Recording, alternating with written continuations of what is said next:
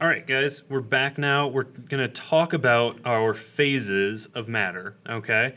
So matter exists in three forms at standard, temperature, and pressure, STP, okay?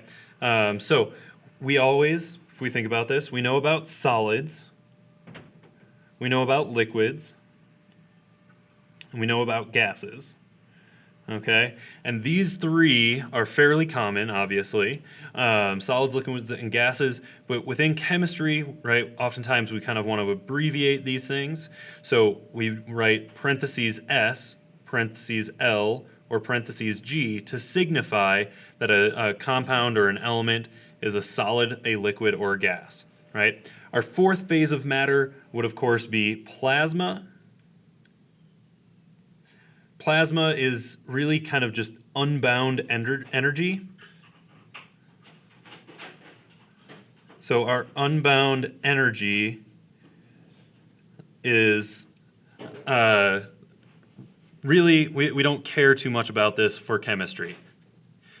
The other last piece that we should talk about here as well is aqueous solutions. So aqueous solutions, right? This is a solid that gets dissolved in water. And we're going to talk a whole lot about that next unit, right? And we oftentimes abbreviate it as AQ. So aqueous solutions, it's a solid dissolved in water. It's a state, but it's not a phase, okay? So we're really going to worry mostly about our solids, liquids, and gases for this unit. So let's think about our solids, liquids, and gases for a second, okay? So our shape, right, if we think about our solids, obviously our shape is going to be defined, and our volume is also going to be defined. Now, the reason why that is because our particles, if we think about our particles, they are lined up and are sitting right next to each other. So our distance between our particles is going to be very small, okay? So the density would actually be relatively high, but the particles, right, the distance between our particles is going to be small. They're really kind of pretty close together. So we can't really change the shape very much, and we can't really change the volume because those particles are pretty close.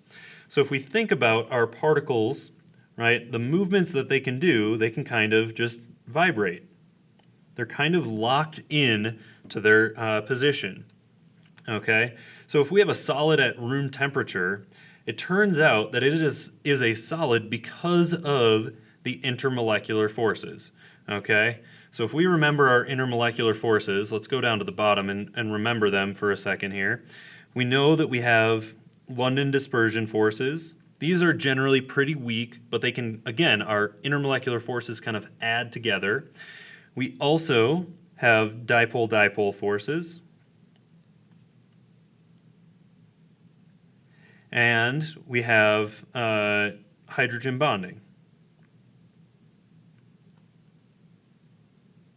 Okay, so each of these, right, they're going to kind of add together. And so our hydrogen bonding is really a strong type of dipole-dipole force. And then our London dispersion forces, if we remember, is kind of the random movement of our electrons, right? That's what causes our London dispersion forces. So in our solids, the intermolecular forces, when we kind of add them up, they're pretty strong, okay? They add up and they hold our particles all in one spot. So we're going to kind of use an analogy here. If we cross our hands and we think about our hands or our fingers as particles, right? We cross them nice and tight. They're stuck touching each other, and they can kind of vibrate, and this would be kind of similar to our solid, okay? The particles, which would be our fingers, can kind of vibrate, but they can't really move too far away, right? Because they're kind of stuck together due to those intermolecular forces, okay? Let's think about our liquids now, right? A liquid, the shape is going to be undefined, but the volume is going to be defined, okay? And the reason that this is so is, again, due to our particles. So within our particles of a liquid, they've gotten enough energy to kind of start moving around. They can kind of roll around a little bit, but they're still relatively close together.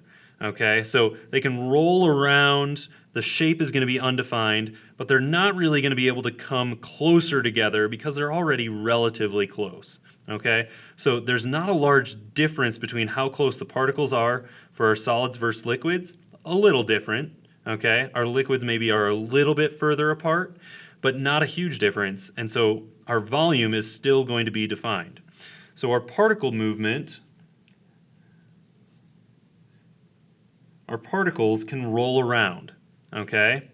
So then our density, right, the distance between our particles, there's going to be maybe a medium distance between those particles. So the density, right, would be medium to high.